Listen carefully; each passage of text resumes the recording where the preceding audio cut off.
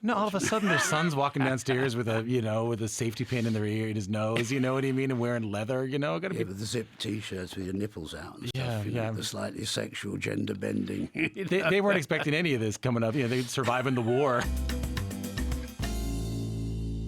How are you? Yeah, hi there, Tom. Hi, everybody. Yes, great to be here. Thanks. Very, very cool to have you here, man. Congratulations on the album. Yeah, thank you. Yes, it turned out really well. It was fun making it, and I was bouncing off a documentary we were making, Billy Idol Should Be Dead. It's going to come out later this year. And so I was visiting all these kind of places, like the Roxy Club in Neal Street in Covent Garden, and talking to my mum about the past and thinking about today. And it was easy to bounce off that into this record. Well, yeah, why did you want to make a record that's sort of a chronological story of your life? Well, this age too, I'm 69 years old, so you really can see the landscape of your life. It's like, finally you do have a kind of a vision of it, and so it made it easy, especially doing the documentary. It made it easy to sort of bounce off your whole life and talk about it. Yeah. And maybe it's even having grandchildren too. Maybe you want to explain yourself a little bit, maybe even to yourself, Yeah. a little bit, apart from just to them, You said you went around some of the old haunts and some of the places you came up. Yeah, or going, meeting people, talking to people. How was that? Well, it's fantastic because you really sort of start to realise all the crazy stuff you've done, over the years, all the that the thing you cared about at the beginning, you still care about it as much today, and you were right to make all the daft decisions you made, which at the time looked to other people like you're out of your mind. Yeah. But it came true, sort of I had a bit of a dream and I made it come true. The thing you cared about more than anything is music. It's music, It's what really right from when I was, a little boy, even before 7 years old, when I fell in love with rock and roll, I really loved music. I loved the sort of connection of it. There's something about the voice and the guitar, or my mum listened to a lot of jazz, so I even grew up with hearing Miles Davis, with, I don't know, a lot of, Oh, she was listening to cool music. She loved Duke Ellington, Count Basie, Dinah Washington, Ella Fitzgerald. She liked jazz, Sarah Vaughan. She loved jazz, and she liked a lot of musicals. Like I grew up listening to Richard Burton's version of Camelot, where he basically sings his way through, which made me go, you can sing your way through this, and it can work. Like Lou Reed kind of did that. So you kind of learned a lot, even from those early days. And then, I fell in love with rock and roll at 7 when I lived in America initially when I was very young, till I was about 5.5, and then we moved back to England. I was born in England, and then we moved back to England, and just in time for the whole British invasion began, Yeah, so we're going to talk about punk rock in a second, but pre-Sex Pistols, pre-punk rock, what was blowing your mind? Well, yes, I fell in love with the Beatles and stuff at 7 years old, and also, of course, the whole scene that was just coming up in England, all the bands. The Kinks the Kinks. Yeah, I love the Kinks, the Who. The Who were like the original punk rock band, if you really think about it. Yeah, that's right, because they had that RG, they always have a ton of aggression in the songs. The Stones, you just grew up them, the Animals, even just those early groups. And then, of course, the whole sort of expansion of music, the music revolution that kind of happened into the blues being expounded into rock and roll, and just all this, even the jazz fusion. And we grew up with it all, and then we sort of ended up saying, let's dumb this down, and bring it back to some sort of primitive level with punk rock. That's kind of what ended up happening. We went beyond being fans, and we became people who actually started to move the glass around, so to speak, like a seance, There's a song about that on the record. There's a song called 77 on the record. Do you have that song there, Sam? Can you play that? I'm not the same as that. I never was. Never gonna let us in to that club. No, you gotta give it back as good as you got. 'Cause this is our time and this is our shot. And she said she don't wanna run anymore. Don't care about going ahead. That's Billy Idol in 77 featuring Canada's Avril Lavigne on that one. She's fantastic. So that's about this time, right? This time. Well, in- I think so. I mean, the record isn't just about the past. It's just as much about today. And I think the first verse that Avril sings on is just as much about the outsiders today who are being whatever victimized by authority or anything. And as it was back in my day when I sing the second verse, I'm kind of singing about my time when I was 20 or whatever, what was happening to the people around me in England, you know, because it was very depressed, England, and the whole country was in an uproar. And it devolved down into the youth groups fighting each other for the different reasons. You know, the punks were very inclusive, the skinheads and Teddy Boys were very exclusive. You know? And the Teddy Boys get a reference in the song. What was the first time you knew that punk was happening? What was the first time you saw something you were like, oh, there's this new thing happening? Well, listening to people like the Velvet Underground, and then of course Iggy Stooges, And you had seen New that. York Dolls. Yeah. Yeah, we just were watching everything that was going on in America, you know, kind of from our little sort of the music papers in England. So, and also Bowie, you know, Bowie was very sort of instrumental.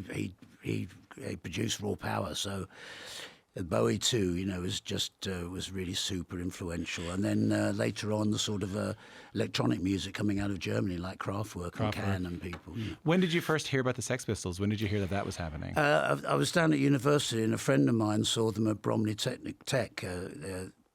He sent me a postcard. Get back up to London. We've seen the band we've been waiting for, and it was the Sex Pistols. So I started to go to the shows they were doing. They had a residency on Oxford Street at the 100 Club, and I saw all those early performances where they started out doing covers, and then I saw them put Pretty Vacant into the set, and then Anarchy, and then watching those two songs come in, it was like, man, they're writing anthems for our generation. It was like incredible. Why did your friend say to you, this is the band we've been waiting for? Well, because we were watching what was happening in CBGBs in the 70s, mid-70s, and in the States and New York, and of course we wanted a scene of our own like that. I saw the Ramones happening, Talking Heads happening, these bands starting to start. Yeah, television, and you were like, "Where's Richard Hell and the Voidoids? Where's our version of that?" Yeah, we were sort of dreaming about, and that's what we started. The little groups of us started to individually start creating what became punk rock in England, you know, and then it exploded when the Pistols went on this TV show and swore. And then I saw that. I saw that last night. I turned that on, where Sue's in that. She's in the background. Yeah. I can't remember the guy's name, but there's this BBC. Bill Grundy, his name was. Yeah, and he's feeling no pain in that. Yeah, he's a bit boozed. Yeah. Yes. Yeah. And he starts telling the Sex Pistols off, and they start telling him off. And they start swearing, and then I think some lorry driver, you know, put his boot through the television, and the next day on every newspaper in England, there's only a few newspapers, and everybody reads the same newspaper, so everybody saw the filth and the fury, and then every kid in England either wanted to be in a punk rock group or be a punk rocker, you know. So it just exploded overnight, and we were never expecting that, because we were just following this tiny little scene in New York, which never exploded in the States. No.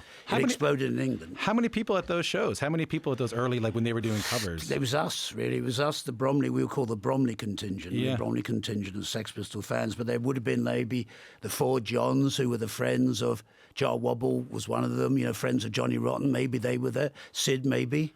Pretty it was small, hardly though. anybody, because it was... And it was the best thing was the people who came off the street just wondering what was going on that night were like, they were so horrified by what was going on. And Johnny would just harangue them saying, you know, why don't you go back to, look at you with your flares and your denim, why don't you go back to your Melanie records? He was all like snotty. Yeah. Half the time he was arguing with Malcolm McLaren at the side of the stage. Malcolm, get me a beer. They didn't have an act. The act was there's no act. It was fantastic, you know. And you hadn't seen anything quite as an anarchic like that in England, you know, not for a while anyway. So then Generation X starts, and then what do those first shows feel like? What are those? It was just super exciting because everybody was, you know, the youth of that time was super feeling it, you know, like this is it, this is our thing, you know, because they were just like us really. We were the audience, and we were waiting for our own scene, you know, and here it was, and you could feel it was palpable. You know, what was in the air, it was palpable. And it was just so exciting. And then and everybody writing their songs, The Clash coming up with their songs, Pistols coming up with their songs, us. You know, it was a Buzzcocks, I don't know. And then finding out about different groups all over England, and then the world, you know. Yeah. because then you found about the Saints from Australia and whoever, you know, it just got bigger and bigger, and it was just got more and more exciting. So it was really, really exciting. I mean, it was one of the best times of my life. Was it a tough decision to move to New York, to leave the band and move to New York? Was that hard on you? Not when it actually happened in the end. Everything had kind of fallen away, and it made sense to go somewhere else, because if I'd stayed in England, it's likely I might have just propped up a bar, you know, because people have seen you. You know, you're already over a little bit. Yeah. So it's better to go somewhere else and hopefully have some kind of success, and then come back to England and kind of go, hey, now what you think? And that's exactly what happened. I had success in the States, and by the time I went back to England, I was going back with Rebel Yell, so I had one of my best records. So I'd kind of shown, I was able to show them I didn't just waste my time. Yeah. What I was doing made sense. And I'd met Steve Stevens as well. Yeah. What do you remember about getting to New York? Did you get off the plane and go right to CBGB just to see what was going on? Yeah, I did do. That's what I did. Go and hang out. Of course, that's what it was fantastic, because it was one of the other places we dreamt about going to, and I wished we could be a part of what we were reading about in Max's Kansas City, or like one of the last shows we played was at Max's Kansas City. They were closing it down. So they brought you in. So I found out, and we jumped up and did this. Cool. One of my first shows was us closing Max's. So it's very much, you know, into the romance of the scene, you know, just as much as anything else. Did the New York punks like you? Did the New York punks take you in? Yeah, no, they're into it because they were super, you know, impressed with what we were doing in England, you know, and the same in LA and San Francisco when I went to those towns, you know. That's why. I mean, I love the idea of you getting off the plane and going into CBGB and just being like, I know about this place. The Ramones might be here, or like the Television might be here. And I guess they were. I guess they were all there hanging out. Yeah, because we got to know them. And cool. What I want to talk to you about is songwriting, because I think there's a lot made of you as a cultural figure, and you are a very important figure in the culture over the past few decades. It may have even slightly overshadowed what a great songwriter you are, and like the incredible songs you wrote for as yourself as Billy Idol. I want to ask you about that. How did you write these songs? They're cool, they're punk rock, but they're also very catchy, like a pop song. Did you have a plan in terms of what the melody needed to be, what the lyrics needed to be? Did you have a plan to make these songs so big, the hit songs? Well, you go off a feeling you get when you're just playing the guitar and singing along with you. You get a new feeling of something's good, and you kind of just go off that. It's funny. You're really working off your instincts. You're just going off what you get a vibe, you know, as you're singing. Because maybe you've got that singing other people's songs or something, but it's just when you hit something that's good, you get a feeling. But what you were searching for is different. Like I feel like the punks at the time weren't writing catchy melodies the way you were. Well, you know? Generation X, I was really writing the melodies of Generation X, and my friend Tony James was writing the lyrics.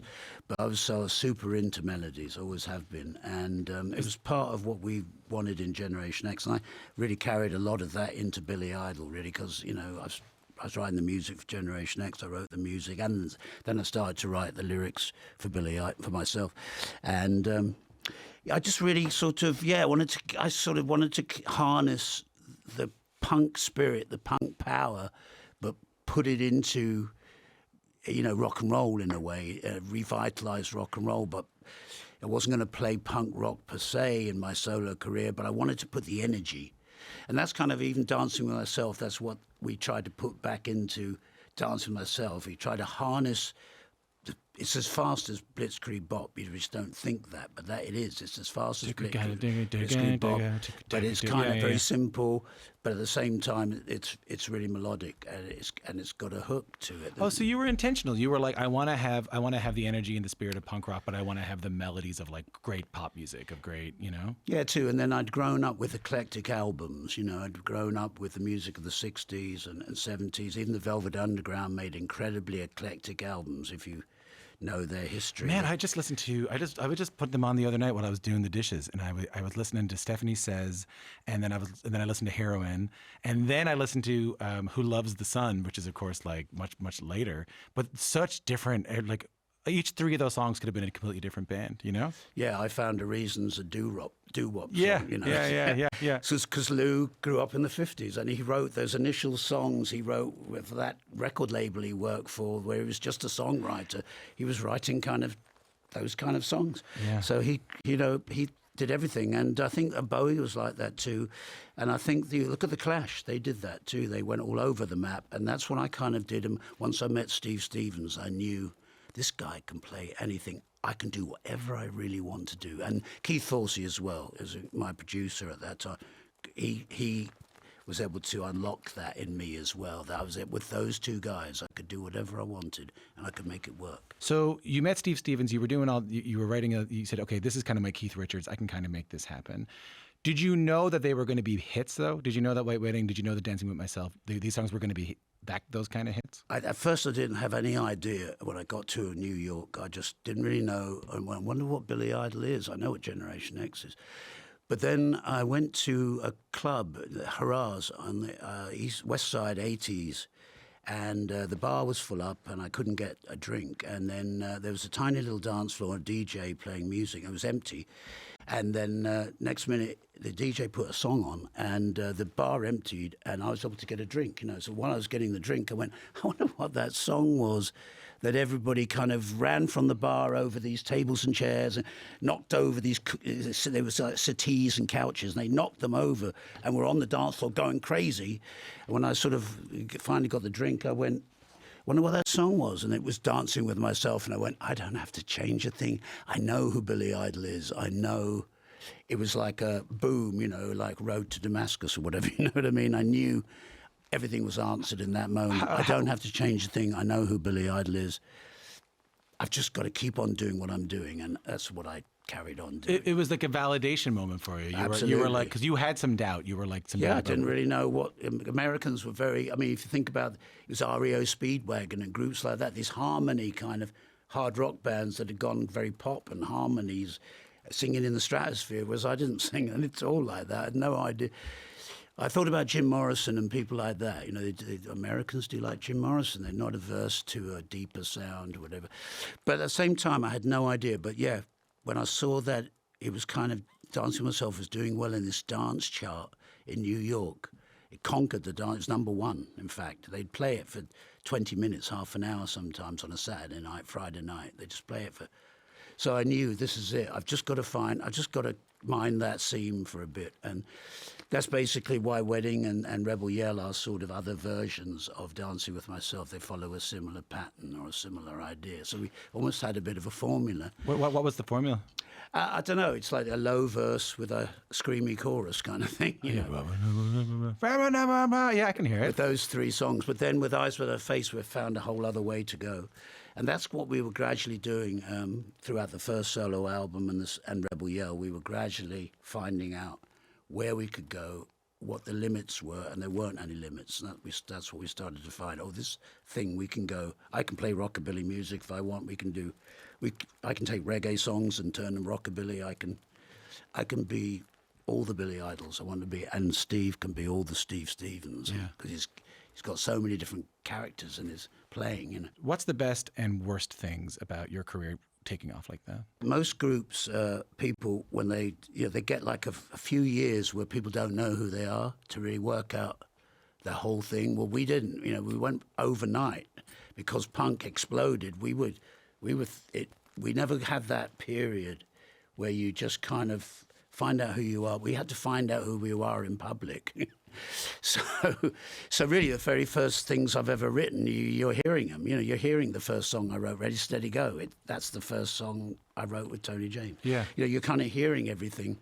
So later on, it was kind of good when I actually took a break and kind of stopped being a drug addict kind of thing. And then when I came back to touring, we've now toured for 20 years, and I think I've now done that. I've done the work then that I should have done before we began. I've done it now, and that's what you're kind of seeing as me as a performer now.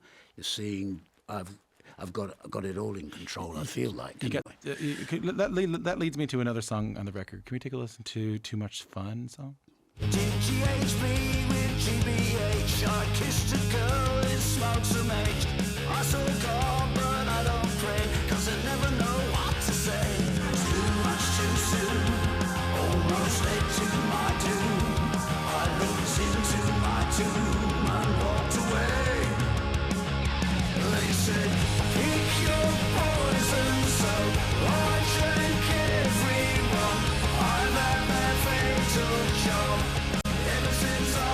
It's Too Much Fun from Billy Idol's new album, Dream Into It. Billy Idol's in the studio with me right now.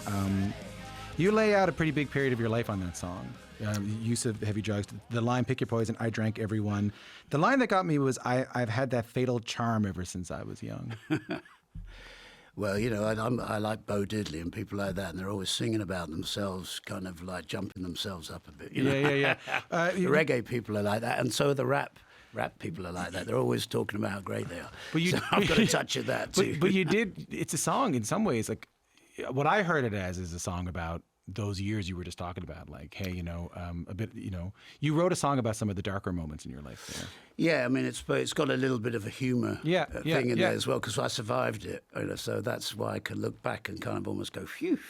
I was close to the edge, but I survived, you know. Is that because it happened so fast? Like, not, I mean, by the way, I'll only answer what you want to answer here. But like, did you fall? You mentioned you went into a pretty deep period of drug addiction.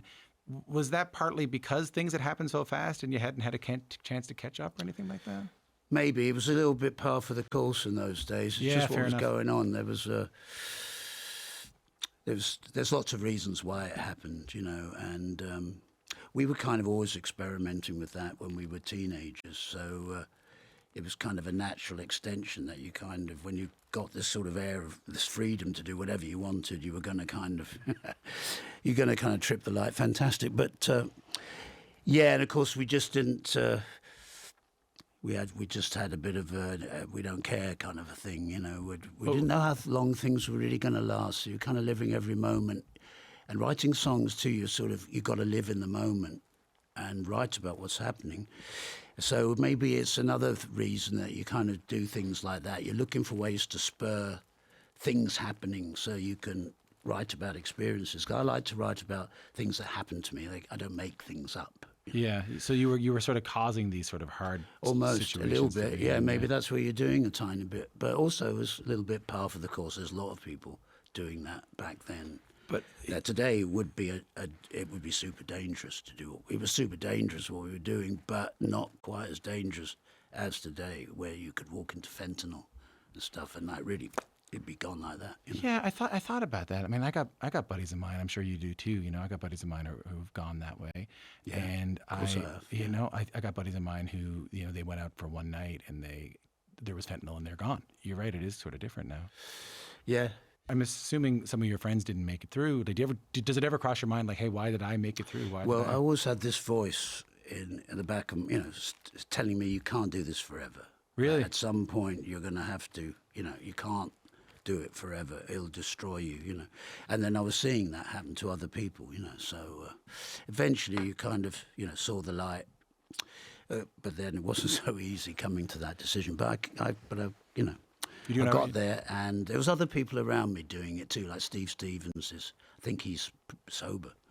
You know, and Billy Morrison in my band too. He's been sober for a really long time, and he was a hardcore, you know, so a lot of people around me have done it, and so you kind of, Steve Jones, the Sex Pistols, same thing, you know. Yeah. So we all kind of survived that era. A lot of other people didn't, that we knew, you know. Yeah, well, who do you think that voice was saying, hey, you can't do this forever? What was that voice? I don't know really, some sort of voice of reason. I don't know.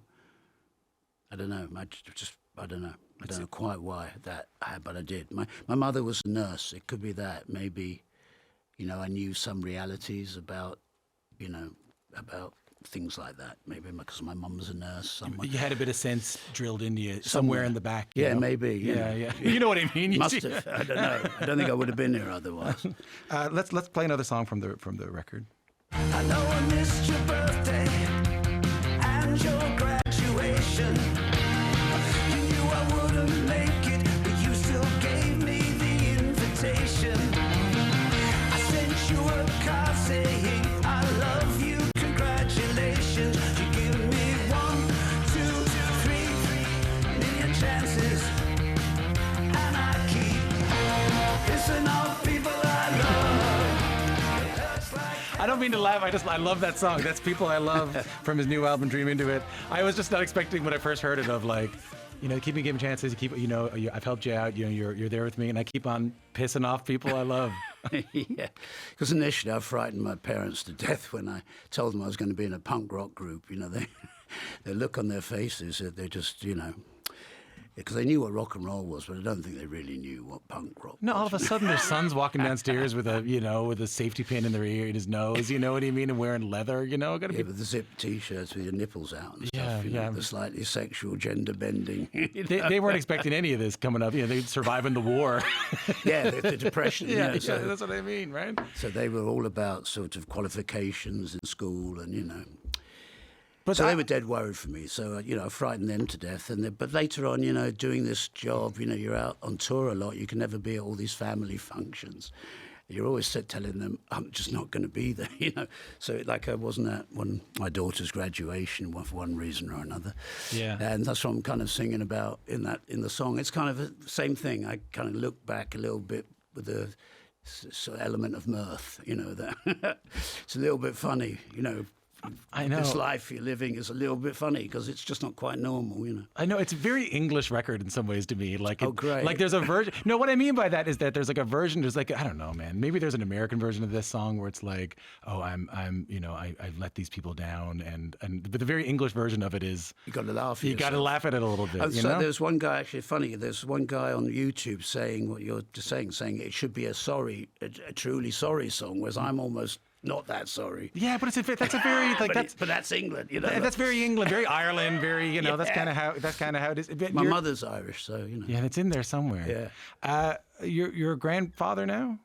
Yes, I've got 4 grandchildren. How are you? Do they know their grandfather's Billy Idol? Oh yeah, they've all seen. They've now all seen me alive, so they know granddads. Yeah. What have they taught you? What's being a grandfather given you? It's been fantastic. I mean, I've really enjoyed it. I mean, just sort of watching them and seeing sort of just how excited they are to be alive. Their eyes glow. They're so excited to be alive, and everything's a first-time experience. And you kind of renew. That's kind of what I'm Your Hero is a little bit about. Yeah, And sort of through them, I feel reborn a little bit. It's not so much I'm a hero or anything, but it's more I feel reborn through them a little bit. You're watching your DNA at work, I suppose. But also too, they sort of love you for who you are now, and they don't know your backstory, and that's refreshing as well. You've been alive a long time. Yeah, you've gone through a lot. You've had a lot of ups and some serious downs in your life, but the grandkids just look at you and they don't know anything about that. They just love you for who you are in that moment. Yeah. That's a profound thing. So accepting you for who you are and... it just makes you feel reborn, like you have a sort of fresh lease on life in a way, that the love they have too for you. They don't know too many people, so you're quite a big figure in their lives. And they really do truly love you, which is kind of wild, Well, you have 3 duet partners on this record. You have Avril Lavigne, who we mentioned, Alison Mosshart from The Kills, and Joan Jett, who you're out on tour with right now. Yeah, I've known Joan since 1978. I was on a Generation X press tour for the first Generation X album, and went to New York, San Francisco, and LA. In LA, I saw the Germs and Dead Kennedys. I think Joan had just produced the Germs record, so I hung around with her afterwards, and it was just me with 21 other girls when they were spanking each other and stuff. It was fantastic. I must have died and gone to heaven. What do you remember? What do you remember about Joan back then?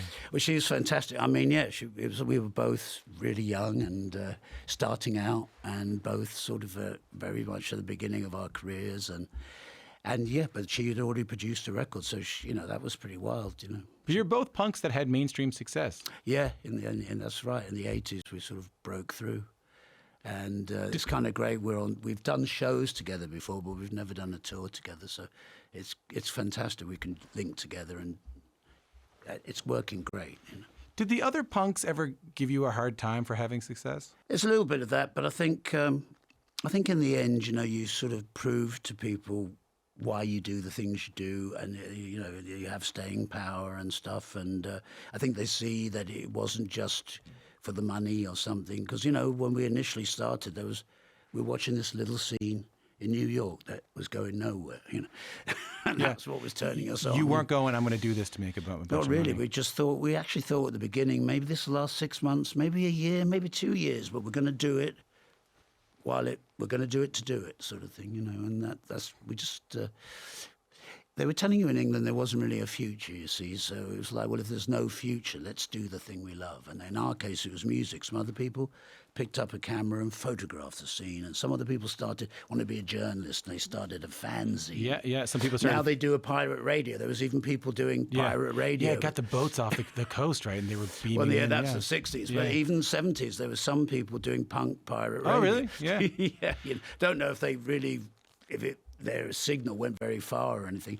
But, people were thinking that way, really do it yourself, We're going to go out on Still Dancing on the record, which I'm guessing is a reference to Dancing with Myself. Yeah, that's right. And I'm no longer on my own. It's all here in my bones somehow, Where did that song come from, Still Dancing? Well, it was, we're just talking about today, and it's a little bit about the past in the verses. But it's really about, I've survived a lot of stuff, and I still love what I do, and so I'm still rocking, I'm still dancing, I'm still having a whale of a time, and we're going to do this till we can't do it anymore. I was about to ask, man, like you could stop by now if you want to. You could probably give it all up, but what does it mean to you that not only are you still doing it, but the crowds are still there, the records are still going, Well, I think putting out music that still seems to be grabbing people, and just even what you're saying about the record and that today has been fantastic, and that makes you feel, well, great. I haven't put out that many albums. This is only my 9th solo album, so a lot of other people. I walked over Elton John's records. I mean, he had them backstage on the floor. It was like you're walking for 2 miles over all these records going, he's done about 55, so I've still got a lot to do in a way. To catch up with Elton and Bernie. Yeah. Well, listen, man, I love the record. It's very cool to get the chance to talk to you about all this, and thanks for coming in and telling your story. Yeah, thank you, Tom. Thank you, everybody.